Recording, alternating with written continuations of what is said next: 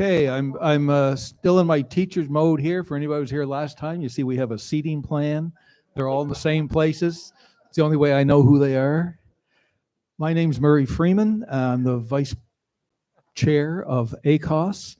Our chair, Bob Powell, is not with us tonight. He's, I guess, say he's having a few health issues that are likely going to be resolved very nicely. But anyway, he sends his regrets. I'd like to thank you all for coming out on such a lovely evening. We're going to try and cut this a little bit short because the weather's not getting any better. I would like to say that at our last meeting, we had a lot of stuff written on the charts. We have taken that, we put it together in a chart. People went through, our board went through and picked priorities. We've got a list of things to do, things that we need to do fairly quickly, soon before the soccer track season starts, and things that can wait a little bit longer. I think just about everybody who is here, most of them were here last time and know everybody who's sitting up here except this gentleman who we will introduce a little bit later. One thing you notice is we're blessed with a lot of gray hair up here. And that is one of our priority items, is hopefully in the next 5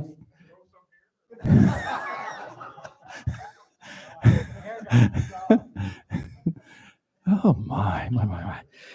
I feel like I'm back in the classroom. We are going to be actively looking for some younger people to mentor and to take this over.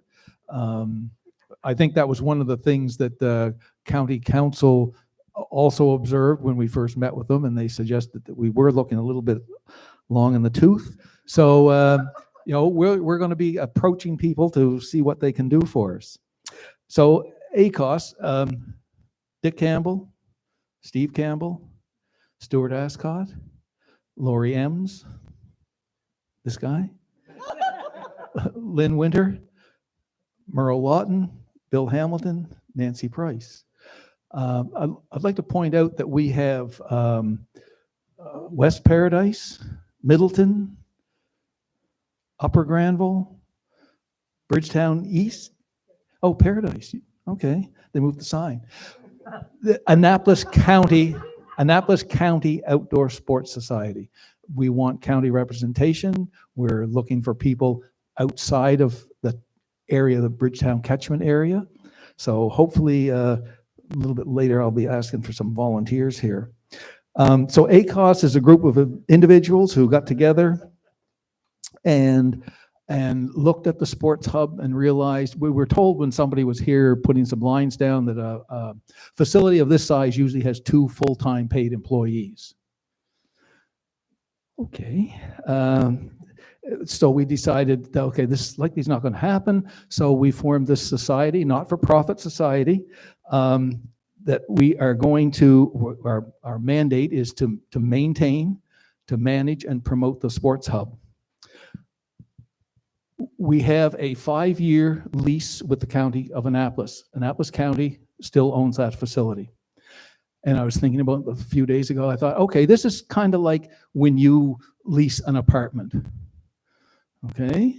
You are responsible, you lease a house. We are responsible for cutting the grass, cleaning up the garbage, paying the power bill, pay the water bill, sweep the parking lot, trim the fence line, put toilet paper in the washrooms, clean the washrooms, same as you are in your house.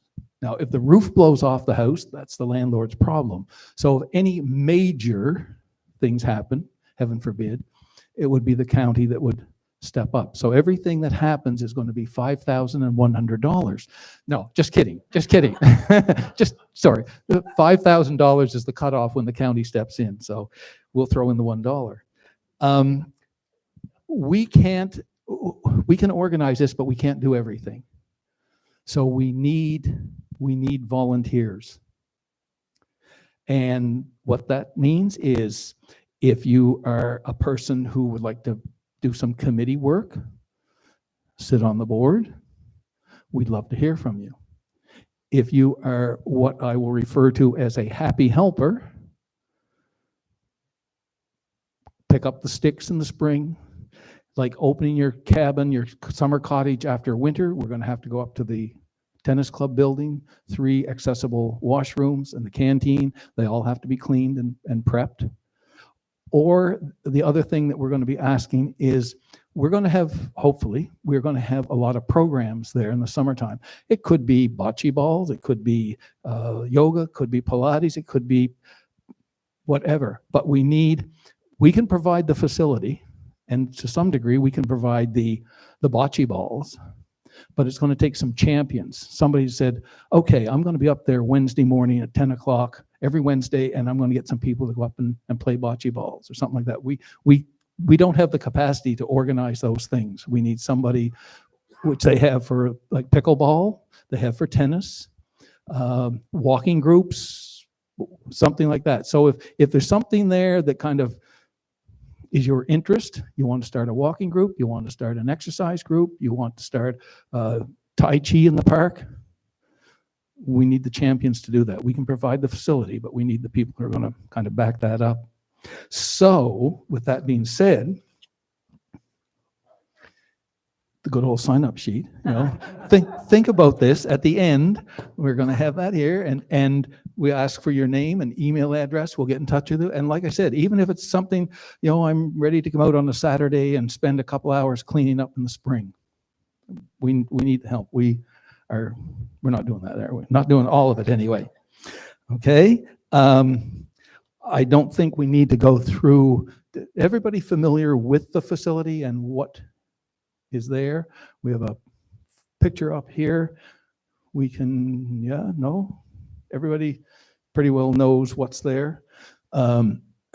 We are also, so you can see up there, I don't know if my pointer's gonna work. So there's the school.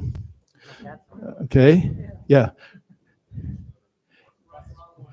Oh, sorry, there's school. That's not the school. There's the school. See, I know where I'm going. And north of the school is a soccer field up there. We refer to as the North Soccer Field. And we are in negotiations with the school board to maintain that. The soccer fields were put in, how do I say this night? They weren't really maintained. They weren't fertilized. They weren't aerated. They weren't rolled, things like that. So last summer, Stuart Ascott volunteered, took this on, fertilize, aerate, roll them, mow them down to the height they should be, and we have we're entering into an agreement with the school board that we can do that field as well. So put this whole thing together as one unit.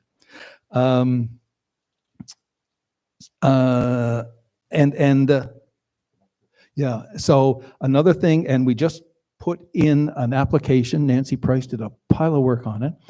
And we're going to put an application to put a connector trail from the school down to the Harvest Moon Trail. So that will give us the ability to do things like ultra marathons, where they would start at the hub, run down to Harvest Moon Trail. He says we're going to run to Annapolis and back again. Sure. 5K? But he was trying to sell a 5K fun run. Come on, really? Fun? Anyway, it's okay. It's all right. Okay. I want to briefly introduce Phil Marsh. I'm not going to go through everything because we would be here a little bit longer. And this, Phil Marsh, Queen Elizabeth II Diamond Jubilee Medal, 2008 United Way Community Builder, Celebration 2010 Award, coach of Canadian Parliamentary Fitness Initiative, co-sponsor of National Health and Fitness Day Private Members Bill, coach for Paralympians from Ontario, 20 years guiding blind runners, 27 years as a triathlon running coach and event coordinator. He's only 35 years old. Has run 9 marathons, soon to be 10. In May, he's the running guide for a blind Paralympian. And he actually works for a living. 28 years as regional manager for North America's largest running company, The Running Room. Just a brief, how did this guy from Ottawa wind up here? Tony and Oris Orlando's daughter, Kate, lives in Ottawa. She's a runner, run the Boston Marathon. I just learned tonight that this dude ran the Boston Marathon. And so did he. Anybody else out there run the Boston Marathon? No, okay. Kate is a runner. She's run the Boston Marathon. She has a running coach. She was talking about this facility at home in Bridgetown. Kind of caught his attention. And he came down, took a look at it, went back. You went to a wedding. He cornered you at Kate's wedding. 15 minutes in and 45-minute talk. And he is going to retire in June and is committing 10 years of volunteerism to put this facility on the map.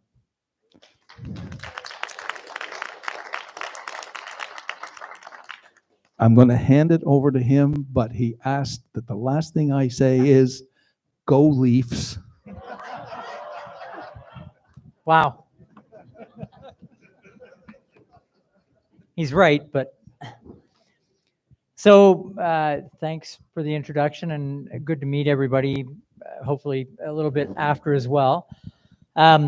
Earlier, Murray said that everybody has a nickname out here, and I thought I'd kind of jump into it and create my own nickname before this all happened. So anybody doesn't remember my name or anything like that or sees me on the street or when Linda and I get here, back home, I'm just called Coach. So if anybody ever wants to say, hey, Coach, I'll be the one that turns their head. There's a bunch of great coaches in the community already. Hopefully they have names on the end of theirs and I can just be Coach because I'm getting older and I probably forget my name every now and then too. So anyway, just it's been a really neat opportunity to come to Bridgetown and visit. The last couple of times Linda and I have come out and really it's started to feel like home. It's terrifying because I've been in Ottawa since 1999. I've been coaching probably 400 hours a year for the last 30 years. I coached our senators and parliamentarians for a long time. Paralympics, as I said, I've got a good friend who's a blind Paralympian. So we decided he's going to do his first marathon on race weekends, the 50th anniversary. And I was quite happy not doing any more marathons. I was leaving that all to Linda, who's a Boston marathoner. And then we decided, well, we'll do a fundraiser. You can do one more marathon. So we're both going to run the Ottawa Marathon in May as a kind of a last time and see a bunch of friends and stuff. So it'll be a little emotional. But, it's one of those things where, fate comes in so many ways and meeting Kate and her wonderful parents and everybody around. She said, just go look on Google Earth and take a look at where I grew up. And I was like, whatever. And whenever I travel, I look for two things. I look for a golf course and I look for a track, and not the horse gambling track. That's another story. But anyway, so I looked, I'd never heard of Bridgetown. I'd heard of Bridgewater. So I first went to Bridgewater and then I got corrected. And it's like a Springfield probably in The Simpsons. It's like, no, Bridgewater. Anyway, and I look at this town and there's a big red track. And I thought, oh, it must be a horse track because I grew up in a small town in Ontario and the fairgrounds had a half-mile dirt track. So I just assumed that's what this was. And it shouldn't be red though. I don't think it's clay out there. And zoomed in and it's like, oh, wow. And it's cliched. And I've said this to you guys quite a few times. It's a field of dreams. I'm in Ottawa, which is our capital. We've had Canadian championships. We have we have one synthetic track, Terry Fox, where I have a group that trains there. They have the biggest track club in Canada. A number of Olympians have come out of that club. But the track at 395 meters has a speed bump. The track has been resurfaced. They went to the lowest bidder about 6 years ago for an event, and they got it done wrong. They actually put the lines at the 100 meter, and the coaches will get a laugh out of this, for National World Francophone Games, and the group that got it had never built a track before, so they painted the 100 meter line at 99 meters.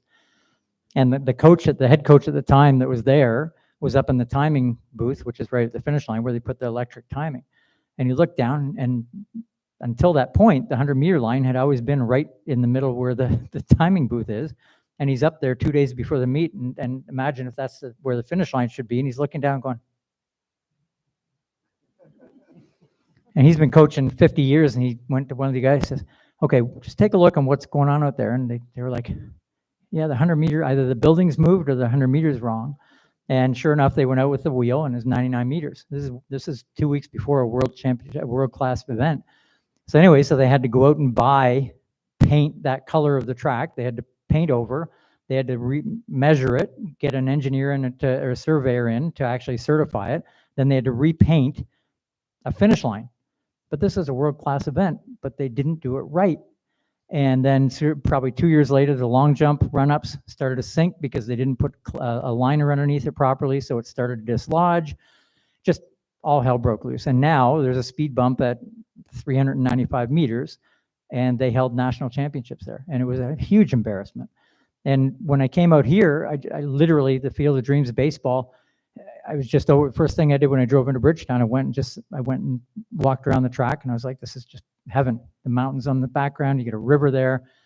And a friend of mine said a couple of months ago, he said, you know, before you decided to retire, which was going to be 65, he said, if somebody had offered you $100,000 a year to go coach and leave Ottawa, what would you have said? And I said, no, I'm perfectly happy where I'm working now. I love it. I'm not even thinking of retiring.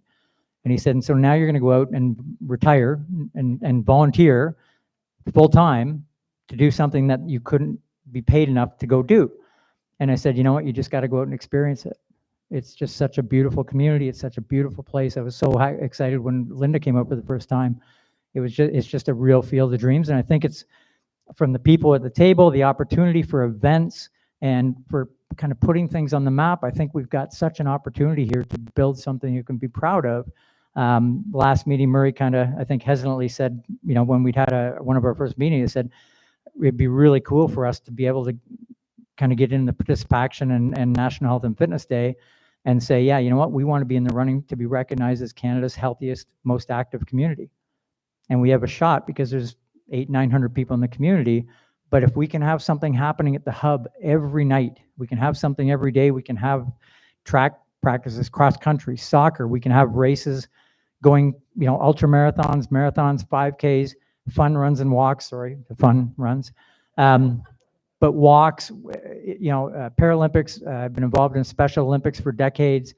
There's just so much opportunity, and it doesn't have to be a lot of work for everybody, but I think it can be fun, and I think we can make a huge difference, not only on our physical health, but our mental health, but also I think, you know, within a time frame. I mean, right now, you guys can all look and say, we've got a better facility than the capital of the country. You already have one of the 5 nicest track facilities in Canada. Most, you know, the coaches know, you guys have been at other places and events. They only build tracks like this if there's going to be a Canada Games or it's going to be built around university. But for the most part, you know, those places don't use the facility. It's only the track club, but they just don't get used a lot. So we really have something here, I think, that is exciting. I've never, you know, 3 years ago, I would never have considered retiring and moving, but it's just such a beautiful opportunity. So I hope that we can do something great. I want to commit to it. Linda's committed to it. She's got a lot of experience in kind of development all around the world.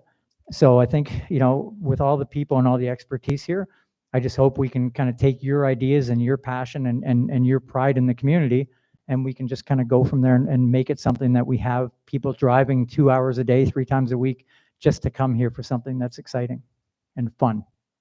So I hope that's makes sense.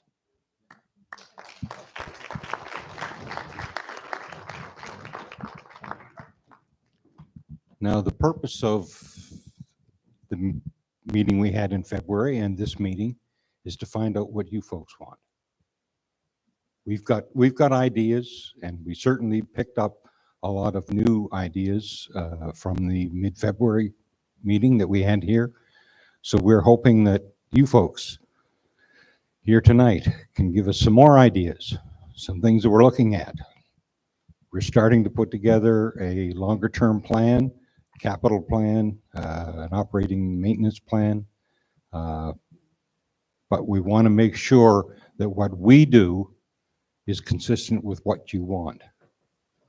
So I would ask anyone who's got an idea. Maybe you should just go over some of the ideas we had from the last meeting. Yeah.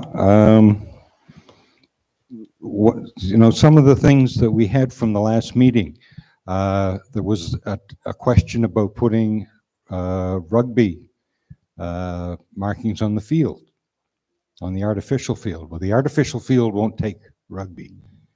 It's not built for rugby, it's built for soccer.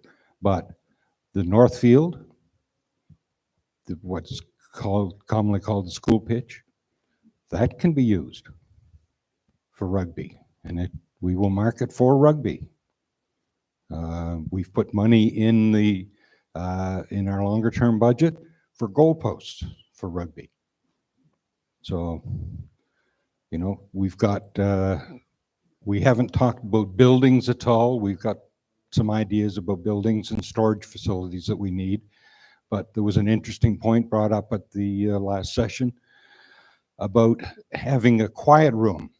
If we have autistic children, for example, that we get overstimulated, or adults that get overstimulated, we need a quiet room somewhere. So we're going to integrate that into our plans. There were things like markers. We need posts and our holders, sleeves for the soccer pitches to mark the corners. We're going to do those. We've got the Memorial Park Committee is working very closely with us in terms of what they want to do in the Memorial Park.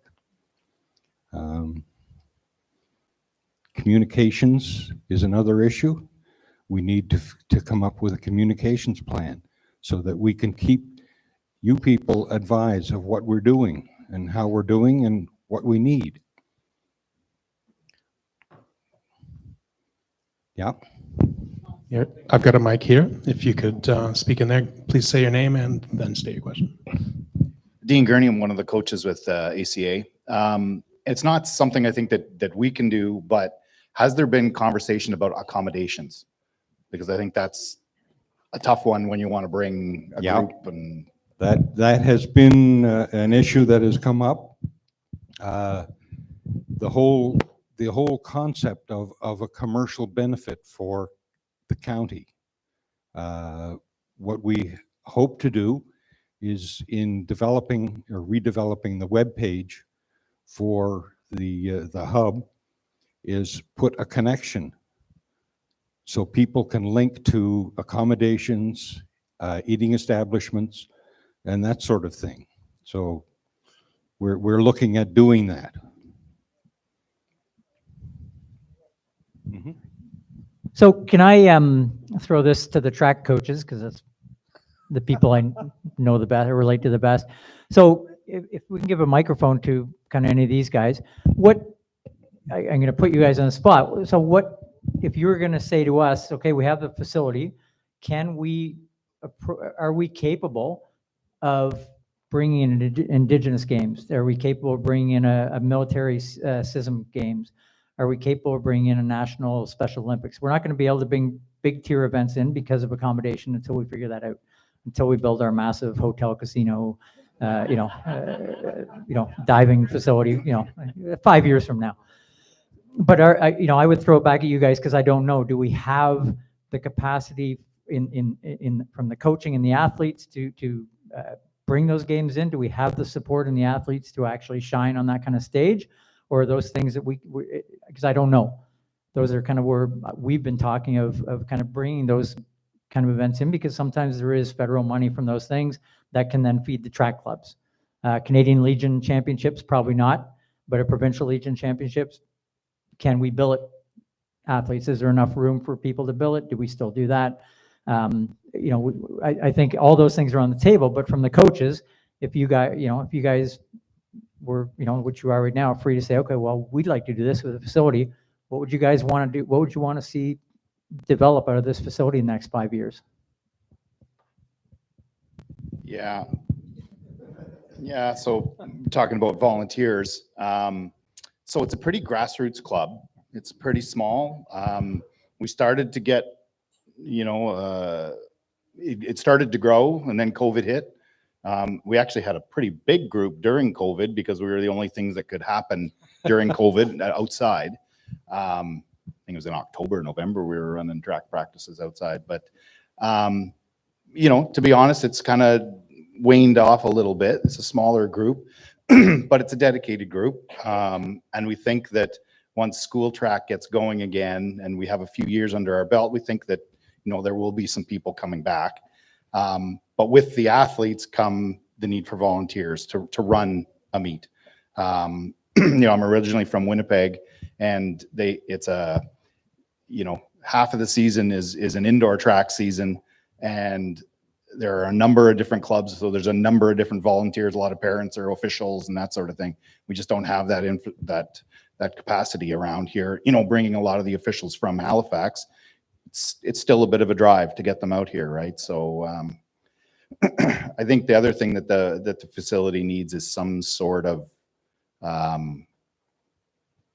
house at the finish line, to be able to accommodate the timing, to accommodate, some of those sorts of things. So that's kind of what I see. And I think to get a little more technical, the throws cage needs a little bit of an upgrade, but I think those are things that we can work on. So, yeah. And in terms of accommodations, one of the issues, or not an issue really, one of the factors that we have to consider is that Digby runs the Wharf Rat Rally, and they accommodate everybody. So we don't see accommodations as being a significant problem. The problem is going to be providing people with the opportunity to book those accommodations and to book places to eat and that sort of thing.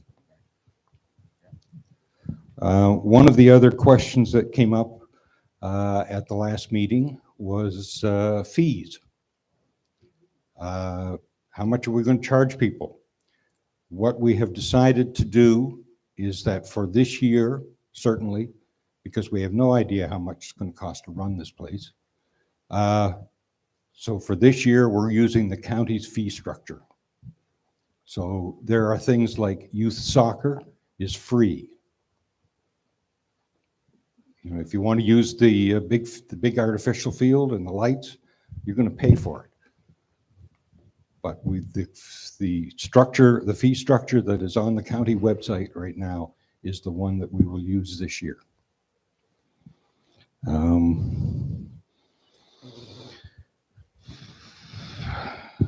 Lighting and accessibility was a big question. We're going to look at running the lights longer at night and perhaps even starting them earlier in the morning to make the track more accessible. We need to put in a security gate at the main entrance in the sort of the northwest corner of the soccer pitch, so we can discourage cyclists. We actually had our first round of vandalism last week. Somebody kicked in a door at the tennis court building. So we've got to deal with those issues, and that's something that we just have to face. That will happen. Pickleball came up last week. My apologies to the tennis club, but we need to make place for the pickleball players. We've looked at some of the different areas, and in our longer term plan, we actually are going to build pickleball courts. But as an interim, right now the pickleballers are using the gymnasium, and that's fine up until the school closes. So we're going to have some discussions with pickleball people. They have to get organized a little bit. But Hi, my name is Carla Brittany, and I can talk to you a little bit about pickleball from my limited experience. Pickleball is the fastest growing sport in North America right now, and anyone can play pickleball. We say not everyone can play it well, but everybody can play it. But I think if you were considering a surface, what has happened throughout the valley is that they've used the tennis court. And because it's already a prepared surface, rather than asphalt, because asphalt's not even, rocks, gets cracks. We've tried asphalt in some places where the tennis courts are made out of it. It's not really conducive to the sport. So I would urge you to consider using the tennis court. And you can fit 4 pickleball courts on 2 tennis courts. And you just paint the lines at the end of each side of the tennis court. And you can have 4. You buy 4 portable nets. And what has generally happened is if you're having like a night for beginners or a night for intermediates, you have one person who takes the lead. They're sort of guaranteed to show up that night. We'll collect the fees at the beginning, do your liability forms, and then you're ready to go. And if you can store the nets in the tennis court building, then it's really quite easy to facilitate. So I brought it up by mistake earlier. So I agree 100%. And we really, a good friend of mine in Sun Peaks, they've just gone through this exact thing. And they did a plebiscite and it turned out that there were 300 pickleball players interested and there were about 50 tennis players. So they came up with a compromise. But the reality is, I think for us, we want the hub to be an event center. And if that means building pickleball courts, that's what it is, because it's not going to stop. Tennis may not decline, but it's not growing. It just hasn't, golf has had a little bit of an uptick, but pickleball, there's nothing even close to it. There's a pro league now. There's major sponsors on it now around North America. The noise they're working on with the paddles, but the reality is we would much rather have people being active and not worry about the people who are a little bit annoyed by the noise. We'd rather have them their complaints drowned out by the noise of the ball banging back and forth, because they're not in the hospital, they're not in the hospital waiting list, they're active and they're healthy and they're having fun. So, we talked about this earlier, and I thought, not only can we host road races here and triathlons and tennis tournaments, things like that, we can become proactively, we can find a way to be the pickleball center for the area as well. And if it means lining tennis or asphalt, it's the same as asphalt basketball. How many NBA kids came from playing street ball? It's not perfect. We'll have perfect courts on the tennis courts, but we can have a lot of imperfect inside. We can have a lot of imperfect, just like beach volleyball. They can throw a beach volleyball tournament on a street corner. So I think we need to be prepared to be at the forefront for pickleball, because anything that's going to get people more active and having fun in the community is going to make all of us better, and it's going to make the hub more and more a draw. So if it means pickleball in the parking lot, it won't be perfect. You might get some funny bounces, but it'll make your forehand better. Right? And then down the road, if we can find financing, then we end up making more specific pickleball courts, but we got to do everything we can to get more people doing track and field, more people doing pickleball, more people doing bocce ball, more people doing everything. Because when we get that momentum, then we can apply for grants, we can apply for things, we can start bringing tournaments in, which generates revenue and it gets people to retire and move here, right? But there has to be everything, whether it's tennis, pickleball, bocce ball, there has to be a universal accessibility, and it has to be equally respected, and it's got to be developmental, I don't think pickleball has to be instead of tennis. No. Because we've got tennis courts in Berwick. There's 2 tennis courts, 4 pickleball courts, and there's a night for tennis and Yeah. there's nights for pickleball, and it works very, very well. I didn't want to suggest that Nope. I was excluding those people that play tennis. But by you're bang on suggesting- yeah, hopefully we can have both, and Then hopefully you can get winter. the tennis players all playing pickleball and some of the pickleball players playing tennis. But yeah, no, it's a great point.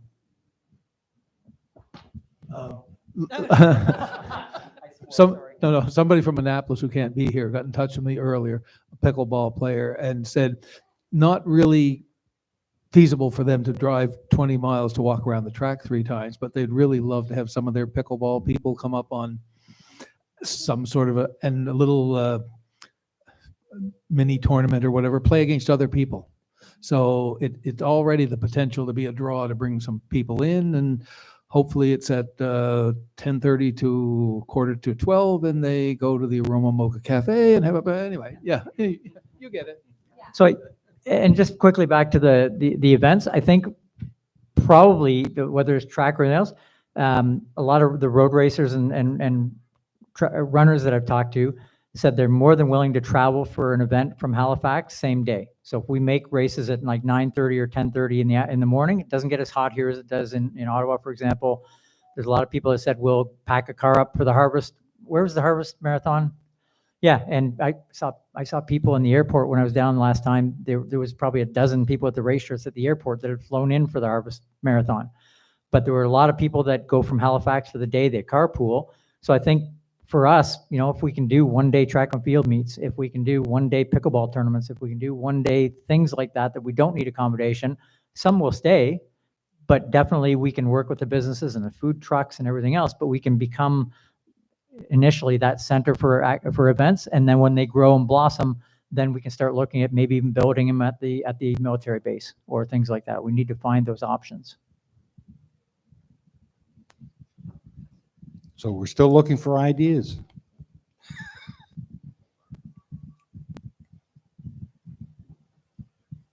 Does anybody have any questions about what we have?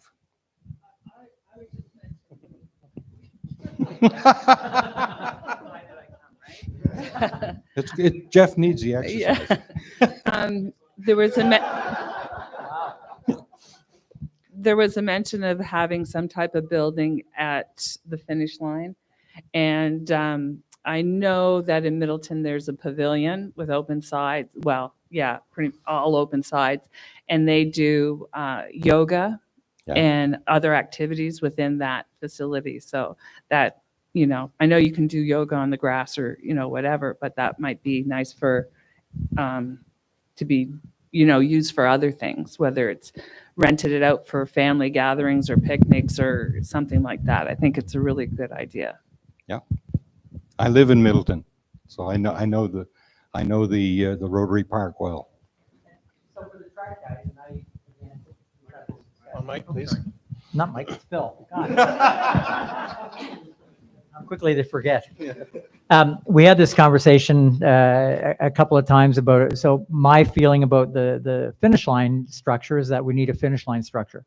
If we're going to host events, national events, etc., we need an elevated finish lines facility for officials, underneath for photographers, but for the electronic timing eye and for referees and things like that.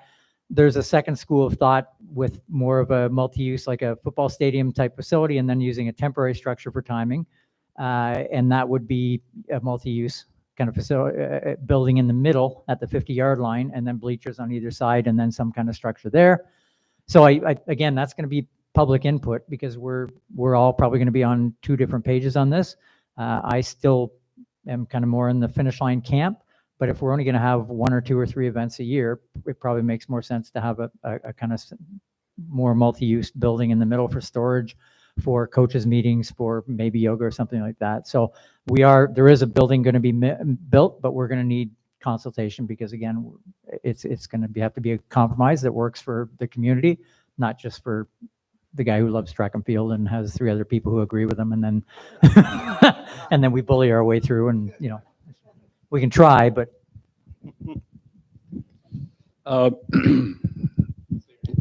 my name is Ted.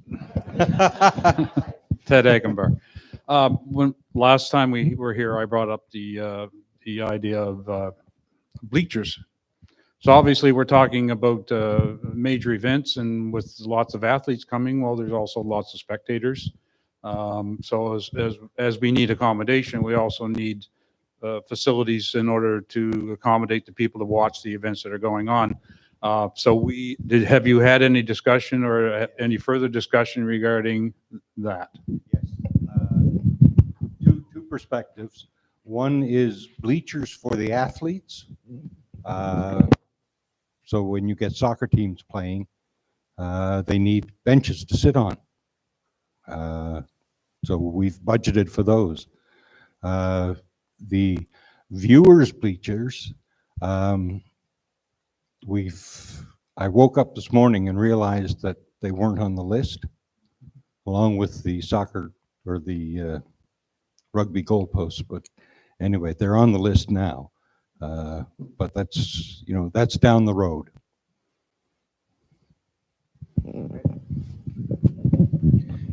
It just reminded me of something.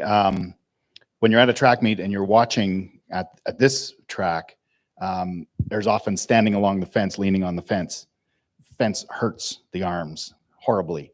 But at Beasley Field, and I think at other places as well, there's rounded pipe or this guy knows, track drainage pipe, put over top of it, so you can lean on it a lot easier. Something like that would be real simple and much more comfortable to Actually, watch. there are two features there. One is a feature that enables people to stand and lean on the fence, but the other is wheelchair people. And when we did our inspection of the new washroom facilities, we realized that there's a tremendous opportunity to build a viewing platform on the west side of the canteen. That would be an excellent place for people in wheelchairs or people just sitting on benches to watch what goes on the field. It's a tremendous opportunity. I think if you're going to promote this, you guys are Annapolis County, you're looking after it. I think you need to promote it not as an Annapolis County venue. I would be promoting it as a premier Western Nova Scotia venue. And then you'll get all the businesses up the valley that will help you with hotel rooms, business donations, etc. And people go to hockey tournaments, stay in Truro and play in Halifax. So I don't think accommodations, Wolfville, New Minas, that's 45 minutes. That's nothing to people that are used to that kind of thing. West Nova. Premier. Western Nova Scotia Premier Sports Facility or something like that.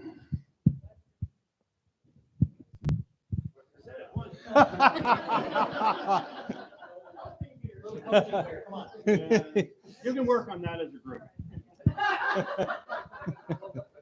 No, that is certainly our objective. And, as a part of our communications plan, that's what we'll be working on. Is get. For you guys too, so we talked about this a while back. On the home straight, Mike, Phil, whichever. So on the home straight, when I'd done a couple of workouts on there, I noticed the wind coming across. Would it be worthwhile for us to pursue a sponsor to get some nylon, to pay for some nylon sheeting with perforations on it for that whole straightaway? Would that make an impact on the races and the workouts and also give us maybe a little revenue? Yes and no. I think for the runners, it would be a great thing. I think for the spectators, if you're sitting in bleachers on the outside and watching from your school tent that you've put up, you wouldn't be able to see the track or you wouldn't see it that well.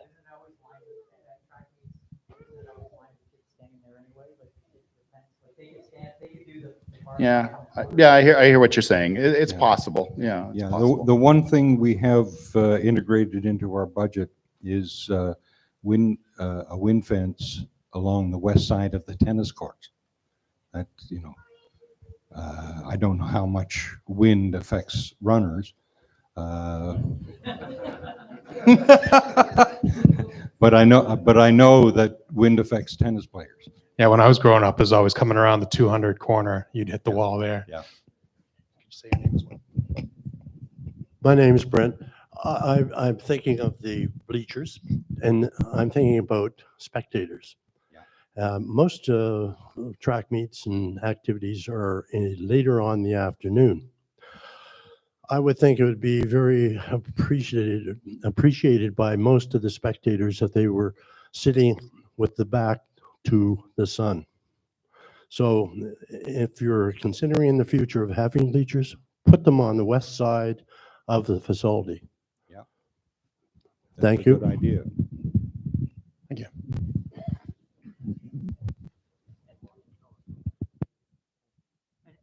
And just one more thing about bleachers. So we were driving up and there was a couple of, I don't know if it was an old school or not, but there were abandoned bleachers. Like, so probably nobody's ever bothered to just do anything with them. They're just sitting there. So we probably can find bleachers. The problem we're going to have with bleachers right now, again, it's a compromise. If we build bleachers for 100 people, people are going to demand for 400. Right? If we don't have bleachers, then people just magically find their way around and find a way to sit down. So if there's only bleachers for 200 at the meets, people are going to complain, why didn't you build more? So we just have to kind of factor that in and figure out for the events that we're going to do, are they necessary? And if we are going to do them, then we need to do them right instead of just having, the little steel ones that are by the small field. I don't know how many you can sit on there. I don't think you can actually see over the fence on them. I think they're for little people. But anyway, I think in terms of building the building, that's definitely got to be part of the conversation. If it's a finish line structure, it's not going to have bleachers incorporated into the cost. But if it's a 50-yard line, then it's definitely going to have to be part of the cost. And if we're thinking big for big events, then yeah, we probably need bleachers. Yeah. I was just wondering if there's been any consideration given to approaching some major sponsors. Yes. I mean, We there's are- all we kinds are of going- things around we are all going the to sell Staples Center, naming Scotia rights. Bank Center, so on and so forth. This could be X, Y, Z center, right? Yeah. We are going to sell naming rights for the field, for the track, for the youth soccer pitch. No, we're looking at, we're the names we're tossing around are people like Sobeys, those kinds of organizations. And we will be selling naming rights. We'll also be putting up signage paid for by local businesses. So, yeah, that's all in the works.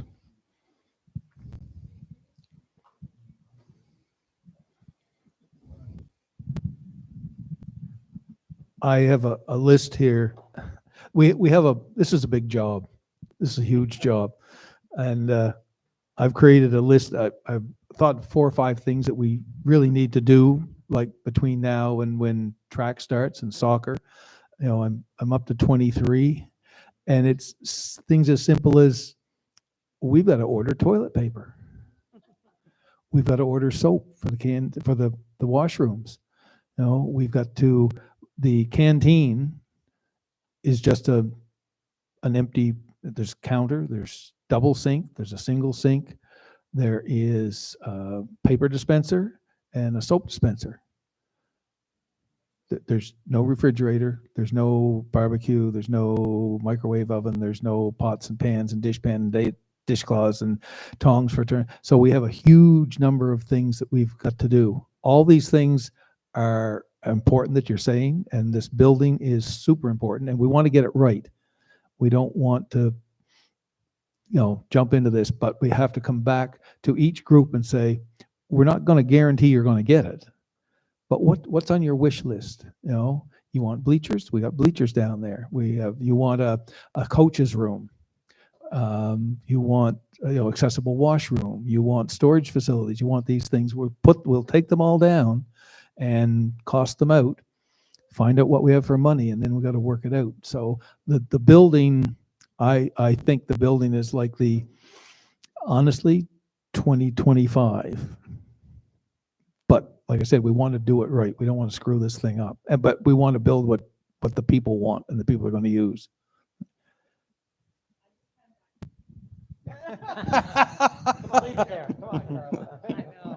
I know I can.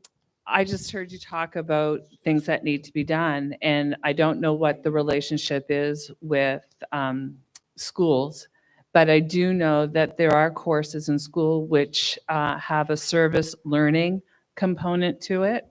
And so maybe like whether you're talking about spring cleanup or, maybe not ordering toilet paper, but, doing something like spring cleanup, that might be, just to check in with the principals and see if they have filled their hours this year. But if they have, maybe something to look for next year, because I know they're always looking for things to do as far as their service learning component.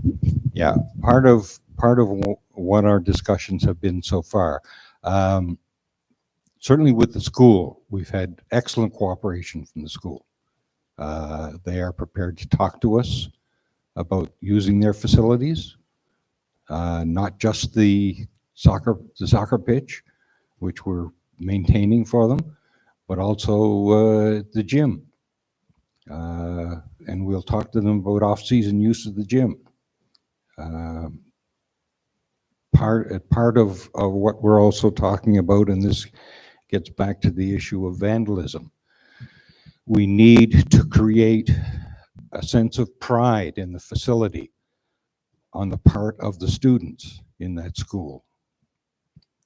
They cross that area every day. So far, we've been lucky. We haven't had any serious problems. But it's something we do need to go in and talk to the school about, to organize with them. The school has agreed and been very supportive in terms of building the connector between the school parking lot and the Harvest Trail. They think it's a great idea. We've also had discussions with First Nations about naming the trail. So we're moving as quickly as old people can.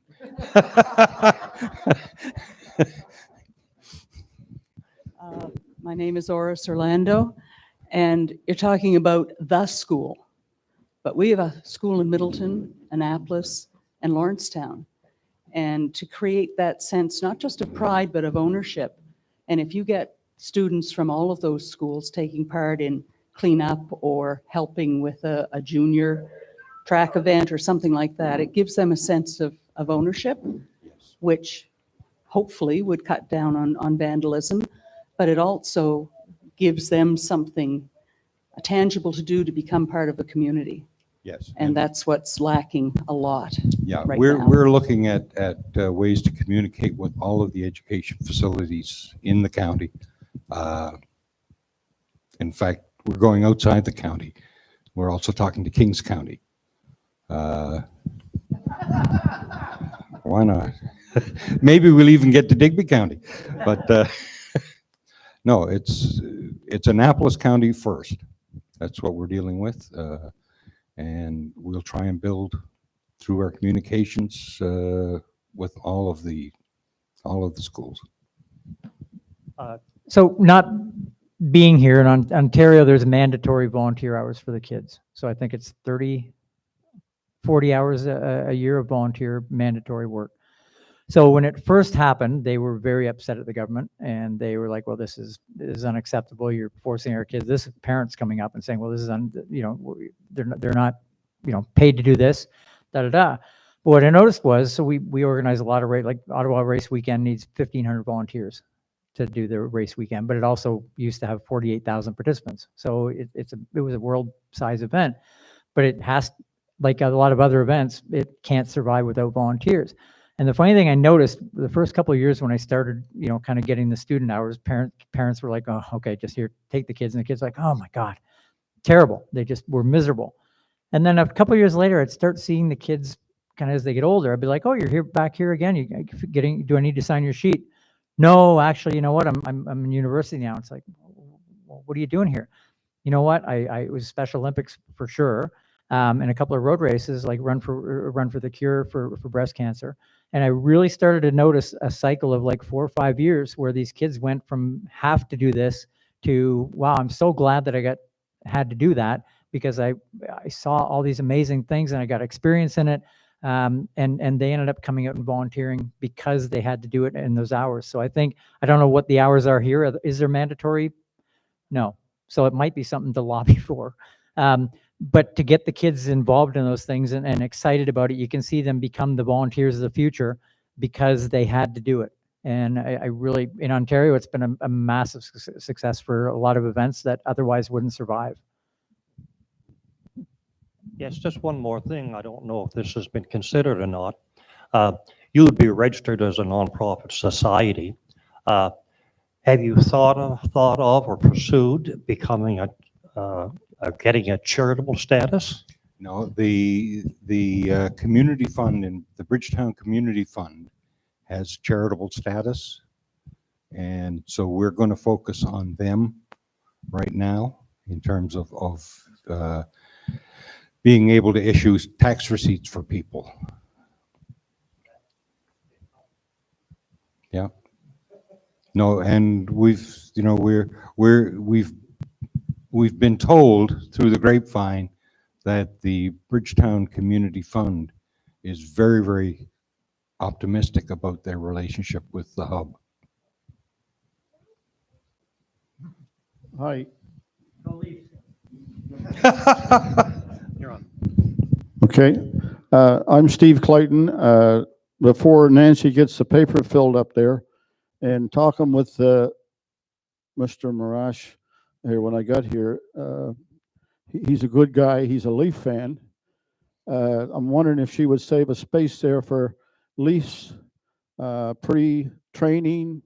We've got the beautiful track. We've got the golf course. We've got the river. Wouldn't the Leafs look good here pre-season? Thank you. The other group that has been kicking around in my head, I haven't brought it up at any committee meetings yet, but is the professional soccer team in Halifax. There's no reason why they can't come down here and train. Have a game. Yeah. Yeah. Yep. So Danny is your son-in-law? Yes. Okay. Sorry. There's so many people. So Oris and Tony's son-in-law, Danny, was a CFL player, and now he's one of the best Highland Games like throwers. So we've been kind of throwing around things like that, of having somebody like that try to bring a CFL training camp to Ottawa. We got sprint coaches, we've got the facility, we've got kind of strength coaches, bringing a week-long training camp in.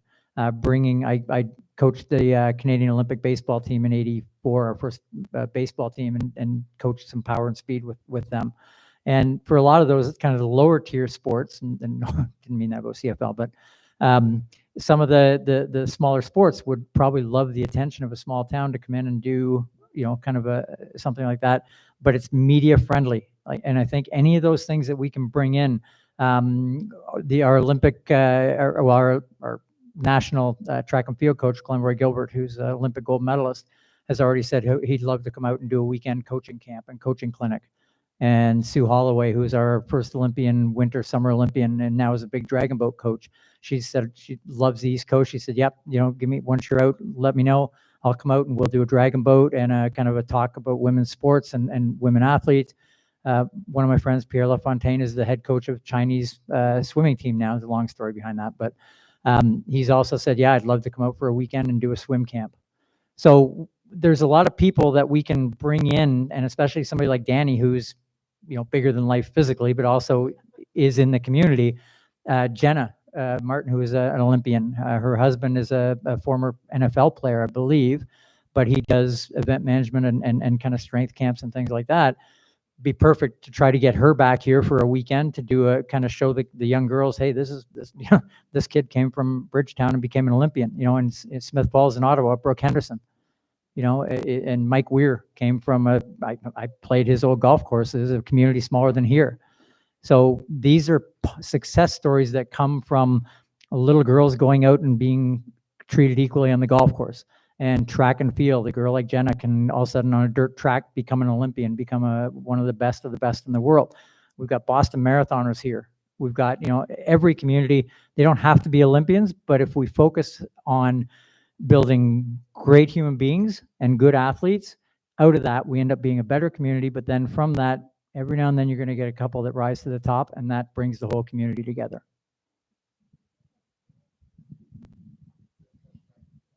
Hi, my name's Elizabeth Cook. I have a couple of comments. One, I wanted to go back to the pavilion comment. I think I grew up playing soccer and always arriving at a soccer field where there was in Nova Scotia, it's either too hot, too cold, or too rainy. And so we're never going to show up in good weather. And so to be able to get there nice and early, have somewhere, if it's too hot, a shady space to wait for the rest of our teammates. If it's rainy, we've got somewhere to hang out. That can also create a bit of like a social hub. People can chat after the games, get to know each other, especially if the youth parents can get together and chit chat a little bit more rather than it being in the parking lot. We've got cars coming and going. So I think just a little covered space. And then in a few years' time, you know, maybe have a little projector, have movie nights with, say, the Real Rock Film Festival, Whitewater Kayaking Festival movies, all that kind of stuff to promote other clubs, other sports that people might not be aware of. I mean, Digby has world-class bouldering. Brad Redden there has a great photo in the guidebook, if ever you guys want to have a look at that. And then I also wanted to, like, locker rooms, I think would be really important, especially if we're hosting the bigger teams, the Wanderers and stuff. The Wander grounds, their locker rooms are just sea cans, I think, and you have no idea when you go in that it's a sea can setup, but it's really functional for the athletes and stuff. So I think the structure is going to be important, and I know you're keen on a timing box, and I don't know anything about running. I'm a goalkeeper, but like, I don't know how many people that, like, I just feel like structures that everybody can use are super important. Yeah. So one of the things we've been talking about, and it'd be good to gauge some interest too on this. So with the Olympics coming up, I kind of wanted to talk about doing something in the Legion, and then movie nights is bang on. So I thank you for that, because, you know, wanted to kind of, I bring a projector for ACOSS, and we can get those inflatable blow up screens and we can show things. But what I'd like to do in July, when the Olympics on, and then maybe the Tour de France, and then maybe again, Whitewater, anything that we can kind of get the community out for something fun, is popcorn and movie nights. But I'd love to do a track and field 101. So get, you know, if we could get Jenna back here for a weekend, or some of our, you know, our track coaches and some of our athletes, and get a big screen and just show maybe the Friday, Saturday night, the first 2 weekends of the Olympics, and show the, you know, the 100-meter final, and you know, if people have never been exposed to track and field, have commentary along with it. And you can even have a little kind of fun, no money gambling things about kind of almost like horse racing. But would we get 100 people to come in 2 nights at the Legion and watch track and field and watch sport and get excited about it? And again, show the regular stuff too, you know, show Boston Marathon, and show people that everybody in this room looks like a marathoner. From having coached 35 years, I've seen somebody that looks exactly like every single person in this room finish an Ironman. I've seen them finish marathons. I've seen them finish ultra marathons. It's incredible. So yeah, well, you're a little small. So I had a good friend who got, because of mental health issues, got up to 575 pounds. And his scare was he had angina. He thought it was a heart attack. And he was in a condo. The fire trucks had to come, and they actually had to remove the windows. He couldn't get through the door to go to the hospital. So they had to remove the windows from his condo and use the crane and get him out on, you know, flat bed, or like a double stretcher or whatever it was. And that was his shock. But he ended up doing yoga, then he ended up walking, and then he ended up running, I think, 12 half marathons, and he ended up as a coach for a couple of years. He got down to 250 pounds. So he was, much bigger than you. But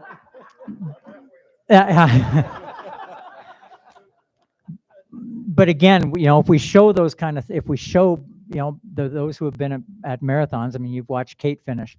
Once the first 100 Africans go by, everybody else, you can't tell who's a marathoner. And when you get to the 4, 5, 6, 7, 8 hour marks, those are the people that we all can relate to. We didn't, none of us picked our parents, no offense if you did, none of us picked our parents properly, right? They did. But the people in there and the stories of those people, that it won't inspire maybe to do a marathon, maybe. But it'll show that we can all be better at something. We can all be active, and we can all take up some kind of activity. And the whole idea, I mean, I got it from Gary Player, the golfer. Rest is rust. Plain and simple. Rest is rust. If we don't move, then we're just going to stay sedentary. And especially women with osteoporosis, with mental health, we need community. We need to have a meeting place so that we can go for a walk together. Yeah, you can go walk on your own. Look what happened to Tony.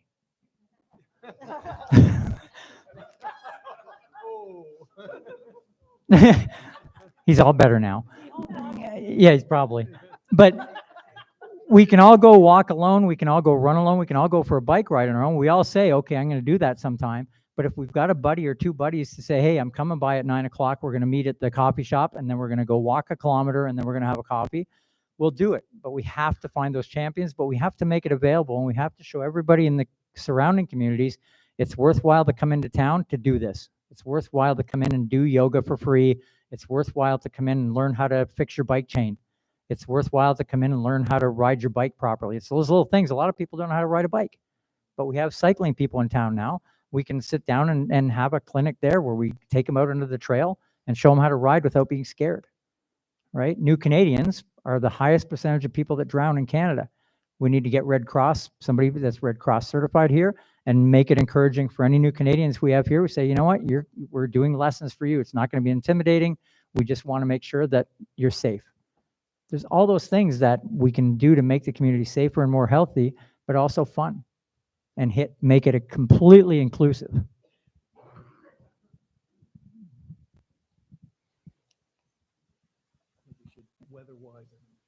Okay, our chairman says we need to wind things down. Is it? No. Does anybody else have any last minute contributions? Yes.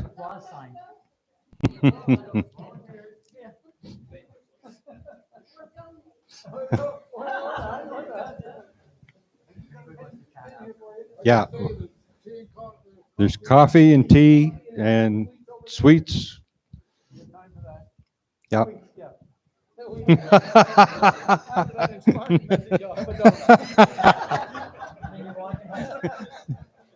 I will make one comment, personal comment, is that I have a son who's in his 50s now, but years ago he played for Dartmouth United soccer, and he went to Canadian championships probably 4 or 5 times, and I always followed him. And he played on the provincial all-star team at one point. None of the fields that they played on are comparable to what we have here. None of them. This was national championships that were not played on fields as good as we have here. This is a tremendous opportunity for us. And this group that's sitting at the head table here is here to make sure that we make maximum use and maximum benefit for all of Annapolis County with the facility that we have available to us. And dig into the coffee and sweets.